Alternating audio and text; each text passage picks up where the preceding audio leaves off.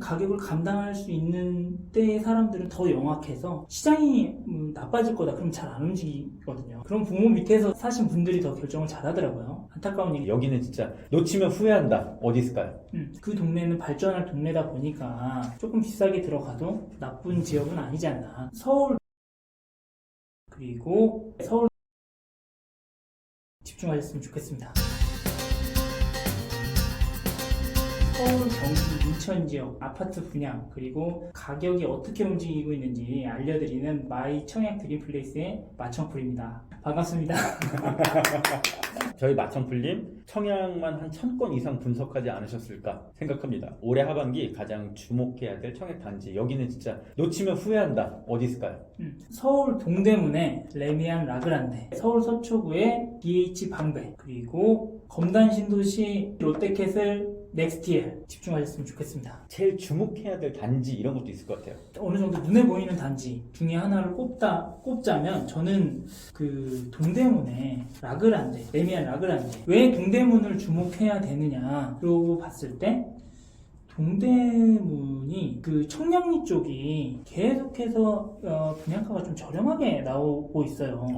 휘경자의 디센시아, 네. 여기 또 조금 저렴하게 나와서 상대적으로 네. 경쟁률이 높았고요. 네. 청량리역 롯데캐슬 하이루체, 계속 청량리 쪽에는 분양가가 좀 괜찮은 분위기라서, 또 거기는 그 물량도 많잖아요. 그러다 보니까 이번에도 조금은 저렴하게 나오지 않을까. 그리고 뭐 비싸게 나오더라도 청량리 쪽이 지금 다 재개발되면서 막 싹 갈아엎고 있다 보니까 청약을 받는 분들이 세우는 뭐 10년 거주 전략에 의하면 그 동네는 발전할 동네다 보니까 조금 비싸게 들어가도 나쁜 지역은 아니지 않나, 나쁜 단지는 아니지 않나, 그쪽 집중해서 보셨으면 좋겠고, 이제 뭐 그 외 또 주목할 만한 곳 더 있을까요? 사실 이거는 해당이 안 되시는 분들도 많을 수도 있어요. 서초구 방배동에 네.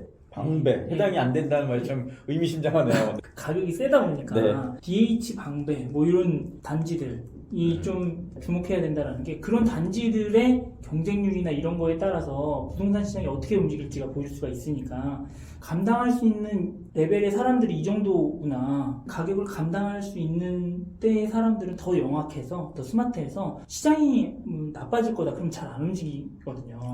오히려? 저는 부동산 시장은 이렇게 번 놈이 더 벌고 거래해본 놈이 더 빨리 결정하고, 부동산에 있어서 거래를 하는 결정이 상당히 중요한데 해본 놈이 더 결정을 하고, 그런 부모 밑에서 사신 분들이 더 결정을 잘 하더라고요. 안타까운 얘기, 자본주의 사회라서 있는 사람들이 더 잘하는 경향이 있는데, 그런 분들이 보이는 단지가 향후 우리가 어떻게 움직일지, 저는 부동산이 양극화가 될 거라고 생각을 하기 때문에, 그래서 그런 분들이 어떻게 움직이는지 부동산 시장의 바로미터가 되지 않을까.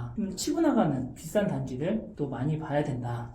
뭐 이런데 하면은 뭐 싸봤자 20억, 뭐 한 30억 정도 봐야 될 것 같은데, 우리가 현실적으로 여기에 청약을 넣을 수는 없겠지만, 그러니까 네. 당첨되면 더 고민스러워지겠지만, 이런 데를 주목해 봐야 된다. 어떤 선도하는 그런 느낌이다. 예. 네, 알겠습니다. 인천 쪽 얘기를 해보면 검단 신도시 롯데캐슬 넥스티엘, 네. 버스 타고 다니면 그 이제 광고 막 붙여 있더라고요. 네. 뭐. 26년 4월 입주예요. 네. 지금 검단 신도시에 있는 게 단지 101역 근처인데, 지금 메인 입주는 21년, 22년 입주인데, 이 요 녀석 같은 경우는 26년 입주다 보니까 조금 더 신축이지 않나. 장기적으로 봤을 때 이제 가격이 가장 괜찮을 거고, 그리고 분양가도 좀 5억 중반 얘기가 나오고 있어요.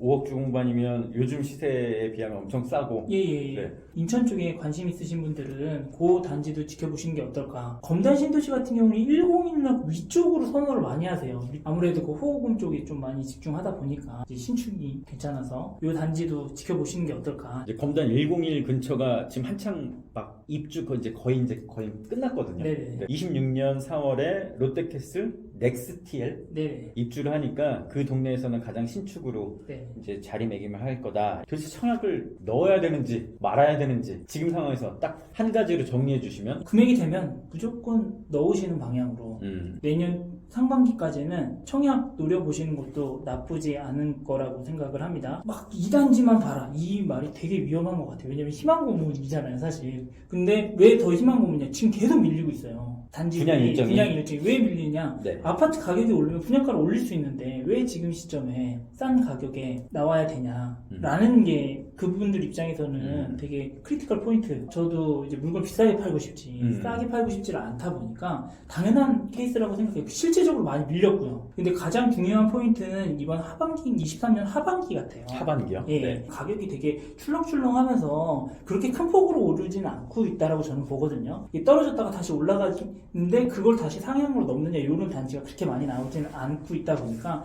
이거의 계절적 영향이냐 아니면 지금 대외 변수들이 있다 보니까 뭐 미국 신용 평가도 하락됐고 우리나라도 뭐 그럼 같이 떨어질 거고 부채도 늘어나고 사람 심리적으로 어떻게 작용할 거냐 또 오를 것 같은 포인트가 또 전세가가 또 출렁출렁 거리니까 위쪽으로 어느 정도 스테이 한다라고 보고 있거든요. 근데 이게 지금 비수기니까 직접 가서 봐야 되는데 비는 엄청나게 왔었고 또 갑자기 엄청 더워지는데 사실 심리적으로 안 가게 되잖아요. 통상적으로 6월에서 한 8월까지가 비수기라고 하고 이제 추석 지나면 조금씩 이렇게 도는 이런 형태를 보이는데 그때 얼마나 몰리느냐. 전세가 오르면 사람이 심리적으로 쫄려서 내 집 한번 봐볼까라고 눈을 돌리더라고요. 포인트가 전세가인데 전세가가 지금 비수기에 유지가 되고 있다가 그러면 지금 방학 때니까 실제적으로 학군지 같은 경우는 조금씩 움직이고 있는데 이게 또 오를 수 있는 포인트가 아니까 그 분위기가 이어진다면 올해 하반기 시장이 상당히 중요한데 하반기에 너무 오른다 그러면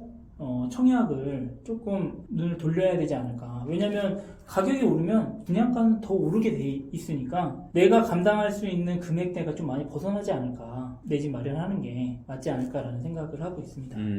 23년 하반기가 상당히 중요한 시점이고 지금 전체적으로 부동산 시장의 움직임을 아직은 예측할 수 없지만 네, 혹시나 너무 많이 오른다 그러면 분양가도 따라 오를 것이고 네네. 그때 얼른 뛰어들거나 그런 타이밍을 놓친다면 다른 식으로 내 집 마련에 좀 기회를 삼아라. 네네. 저는 그렇게 생각하고 있습니다. 알겠습니다.